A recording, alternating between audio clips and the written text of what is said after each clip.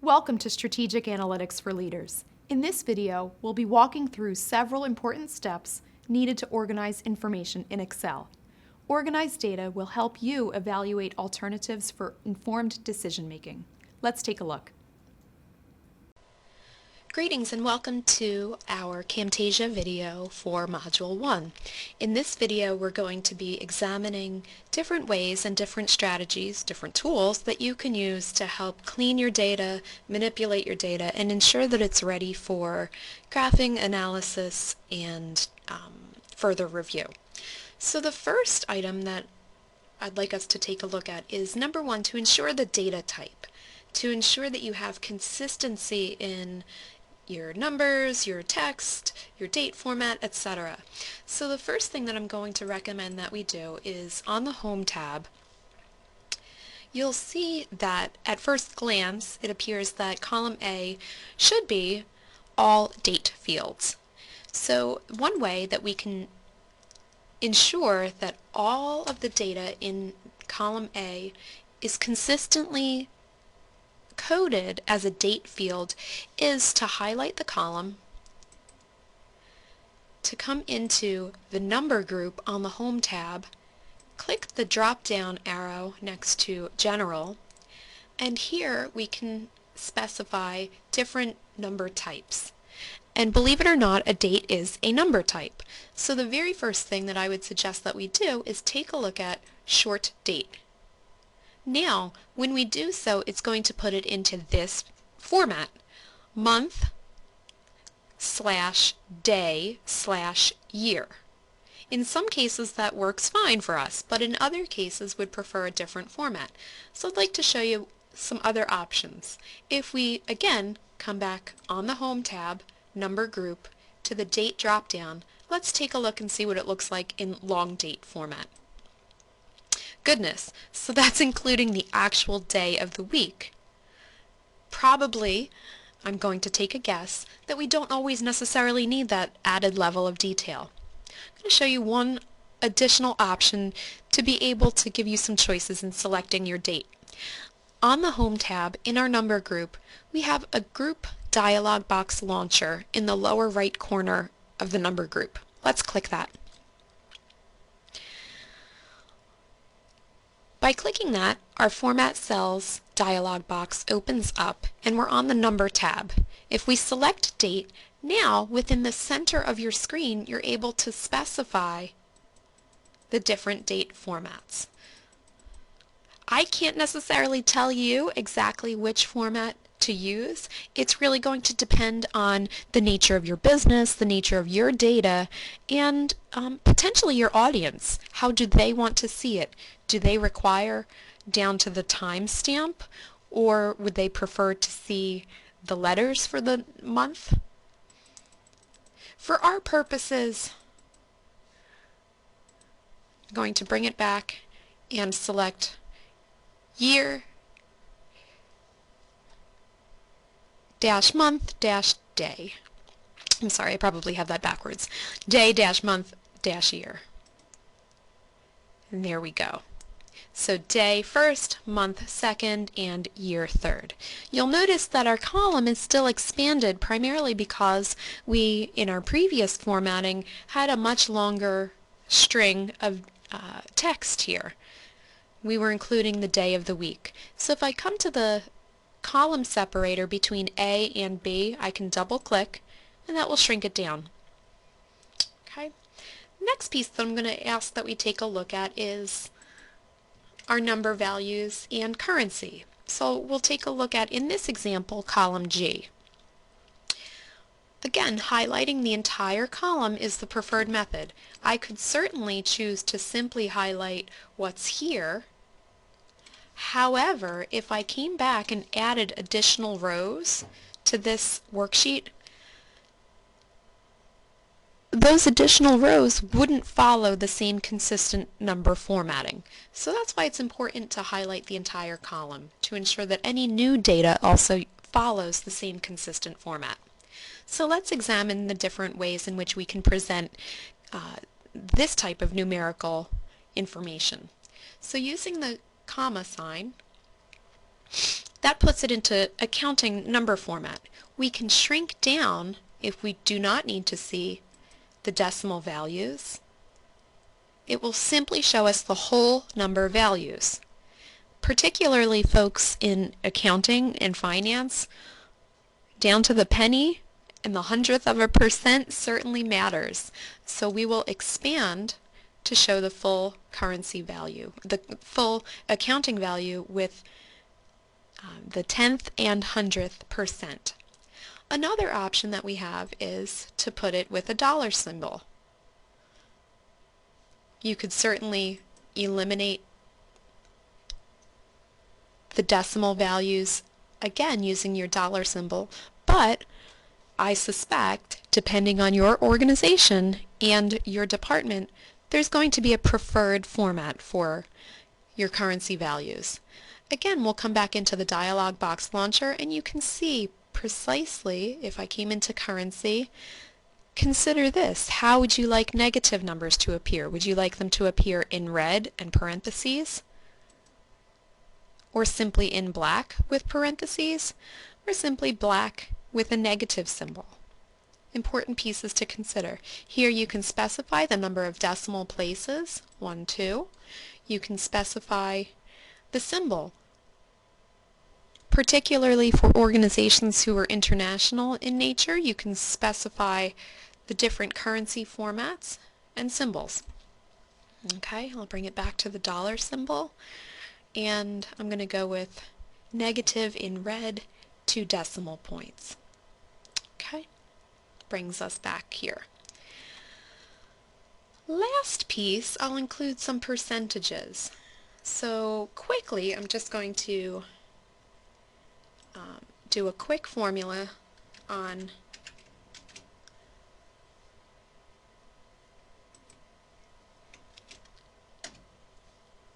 the total of column G. I'd now like to display the percentage of the total. So if I do so, I'm saying what percent is this sale price of our total value. So in cell H2, I'm going to type equals. I'll point at this cell value. I'll press the backslash for divide by, and I'll include cell H1 because that is our total. One important feature is the fact that I'm going to include a dollar sign before the H and a dollar sign before the 1. That means always, regardless of what the top number is, your bottom number, your denominator, should always be cell H1. So the dollar symbols are absolute references that specify to your Excel viewers and your Excel users that this is always referring to cell H1. Press enter. So that's the result is showing as a decimal point. What would happen if I change this to a percentage? That's getting me a little bit more information, but I'd like to see the true value with 2 decimal places. So I accomplished the percentage feature in this one cell. If I'd like to drag and apply this formula to the rest of the cells within my worksheet, I can come to the lower right corner of cell H2, get my black plus sign, left click on my mouse, and drag all the way down. Once I'm in my very last cell, in this case cell H44, I'll let go, and it applies those percentage values here. Okay. Next piece, and one strategy to help you sort through your data is to really decide, do I want the largest numerical values to be listed at the top of my worksheet? Do I want the smallest numerical values to be listed at the top of my worksheet? Do I want it in date order? Do I want it in alphabetical order? You have a ton of different options available to you. There's no one right answer. Think about that. There's no one right answer. It really depends on what are you trying to present in your worksheet, who is your audience, and how can you help make the data meaningful and understandable for your audience. So let's take a look at a couple of different options here. On the Home tab, if I come up to my Sort and Filter and choose Sort A to Z, that's ascending order. Because my cursor was in column D, it automatically sorted based on column D. Keep in mind, it's keeping all of the corresponding information associated with it in the corresponding columns as well. Let's try a couple of different options. Custom sort. I'd first like to sort by sale price, largest to smallest. Okay. And it puts it into descending order, the largest value up top, the smallest value at the bottom. If I come over to column C, let's see what this looks like in ascending order based on last name. So it's grouping all of our salesperson, Adams, his or her, sales, their products, and the corresponding manufacturers and models, and the purchase date along with it. So again, like I said, there's no right or wrong answer. It really depends on how you'd like to group things. So it looks like we have several regions. I can sort based on region, A to Z. I'd like to add in a level. First sort it by region, then sort it by sale price. Let's see what that looks like. So the central region, we've put those sale prices in ascending order. The east region, again, those sale prices in ascending order. And so on and so forth down through the north region, south, and west. So you'll see many different ways in which we can sort our data. I'll bring it back to ascending order based on date, because that's where we started. Next piece is filtering. We can filter our data based on any number of these fields. Again, on my Home tab, if I click on the Sort and Filter button and bring it down to my funnel, the filter, check out what happens when I do so. It puts drop-down arrows next to each of the column headings in row 1. So let's see what happens when we adjust one of them. So for example, I'll click on the region, and let's say I only want to see data for those sales that occurred in the East region. I'll uncheck Select All, I'll check East, and I'll click OK. A couple of things happened. My data set shrunk down. I'm now only looking at the following 9 rows worth of data. These rows are shown with their numeric values for the row names in blue, and one other item to keep in mind, the other data doesn't disappear. It's not deleted, it's simply being hidden from our view presently. The way that you know that data is being filtered is by examining your column headings. As you see here, our column heading for region B includes a filter next to the drop-down arrow. That's our clue to know that it's been filtered down to just show the East region. I can click on that arrow and filter again, select all, and we're brought back to our full list of data. It probably makes sense to filter based on larger categories worth of information. So for example, large categories such as a region, such as a manufacturer, so that we only see Cybex manufacturer sales. But there's certainly some accounting examples where you need to filter based on a numeric value. Perhaps you're doing check reconciliation or running an exception report, and you need to see those transactions for a particular dollar value. So I'll come to sale price, and I'll check 999. In this case, we have two records for that one sales price. That's okay. That's going to help you narrow down your data set and be able to investigate further. Again, there's no right or wrong way to filter. It really depends on the type of question that you're trying to answer and how you'd like your data to be cleaned up and presented in a subset manner. Fourth feature that I'd like to share with you is a feature called Without Duplicates. So if I come to my Data tab, we have a feature called Remove Duplicates. This is particularly helpful for those of you that might need to do any type of VLOOKUP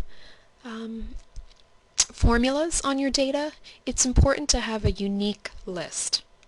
So if I click on this Remove Duplicates, a Remove Duplicates dialog box appears at the center of my screen, and this message alerts me to delete duplicate values. Select one or more columns that contain duplicates. So you probably don't want to do it on all of them, so I'm going to click Unselect All. I would like to have a unique list of all of the model numbers. This field in the upper right-hand corner, my data has headers. That simply refers to the fact that we have column names listed at the very top of our worksheet for each of the corresponding columns. This is correct, so we want to ensure that that feature is checked off. I want to delete duplicates based on model number. So I'm going to check off model and I'll click OK. 20 duplicate values found and removed. 23 unique values remain. So in this case, we didn't filter them out. Instead, Excel actually deleted any of the duplicate values. Keep that in mind. They're gone forever, unless we undo and bring them back. So please do keep that in mind. The Remove Duplicates feature literally removes them and deletes them from your population. It's not simply giving you a subset of data, it's removing and deleting those records. Next piece, conditional formatting. Perhaps you might want to highlight for your audience who's viewing your Excel workbook any outliers within your data. Conditional formatting is one feature that we can use to help your audience members visualize and draw to their attention those outliers. So if I come back to the Home tab, let's examine our data based on sale price. For example, we'd like to highlight any big sales over $3,000 in green and any small sales under $1,000 in red. If I come to the Conditional Formatting button in the Styles group, I could set up a new rule.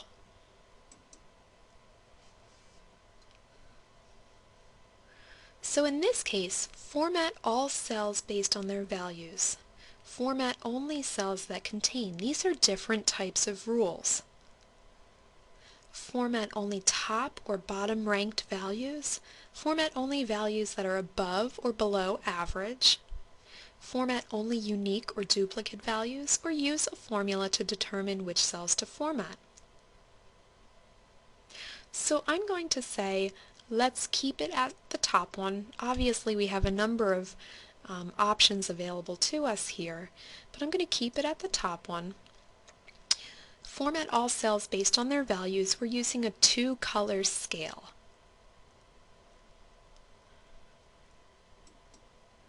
So in this case, the number greater than, less than 1,000. We said we wanted to color that in red. And the number greater than 3,000 we wanted to color in green.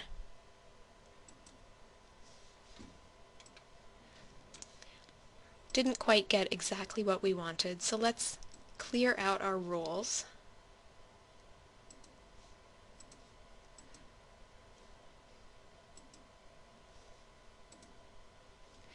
And I'm going to switch it. In this case, we'll do select a rule type format, only cells that contain. The cell value is greater than 3,000. Would like to show that in green.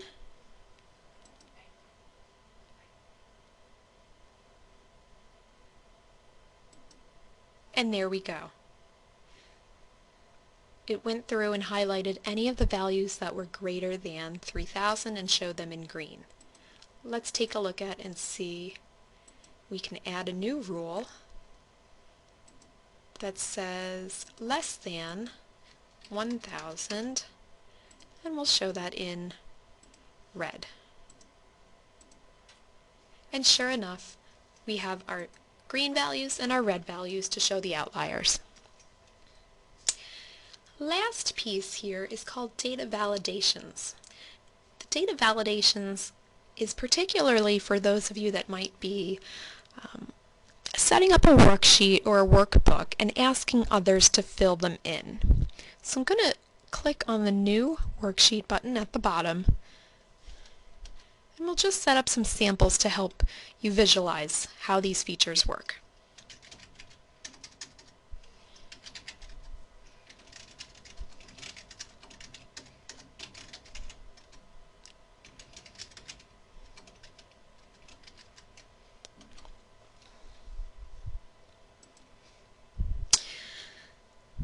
So perhaps you're gathering information and you want it to always be consistent. You don't want some of your respondents to reply with a state Pennsylvania spelled out or capitalized or just 2 letters or an abbreviation. You want it to be consistent. You want all of your birthdays to come back in date format. You want all of your phone numbers to come back in a specified phone format number. So there's options that we can apply to the different cells here to ensure that we're always getting clean data. So on our Data tab, we have in our Data Tools group a button called Data Validation. And if you click on the Data Validation from drop-down, you'll see a clue here. Pick from a list of values to limit the type of data that can be entered in a cell. For example, you can provide a list of values like 1, 2, 3, or allow numbers greater than 1,000 as valid entries. So let's take a look here. I'm going to start by specifying state, coming to data validation, and I want my text length.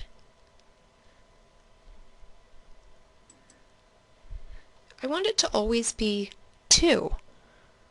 I only want 2 letters to be entered in here. So I'm going to say the text length must be equal to 2. There's some options here, input message, so I can give a clue. When cell is selected, show this input message. Please, state field. Please type the 2-character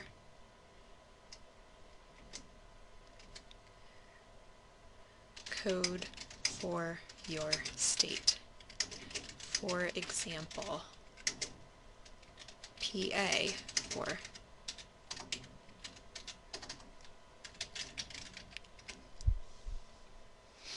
if an error, so if someone tries to type in a value that's more than 2 characters long, it's going to show an error message if you'd like.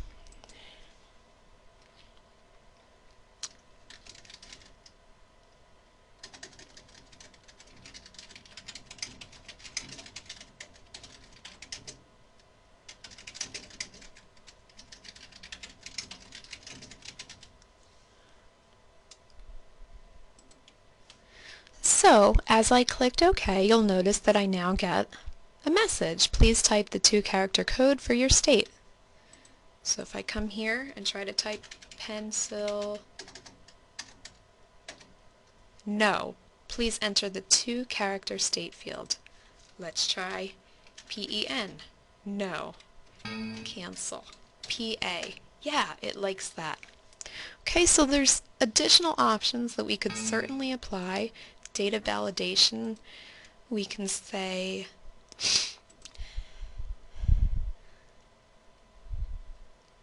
a particular text length. We could say the birthday needs to be a date. You don't necessarily need to give parameters for greater than, less than, etc., but you can. So let's say the birthday must be greater than, or we can say between.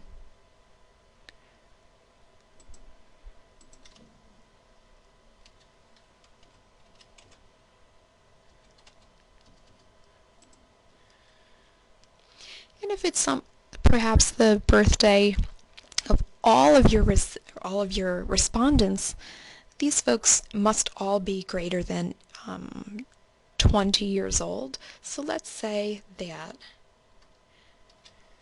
their birthday needs to be prior to 1996. So if I tried to write today's date, nope, the value you entered is not valid. A user has restricted values. So there we go. However, we can say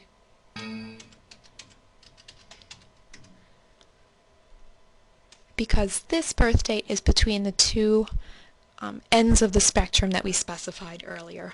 Okay, so I'm not going to go through all of the data validation tools here, but please know that these features are particularly helpful when you're attempting to collect data from a group of respondents and you want to ensure that all of your data is consistently formatted. Okay, I'm going to come back to the first quarter sales worksheet. I thank you very much for listening. Good luck as you progress through the modules. Thank you.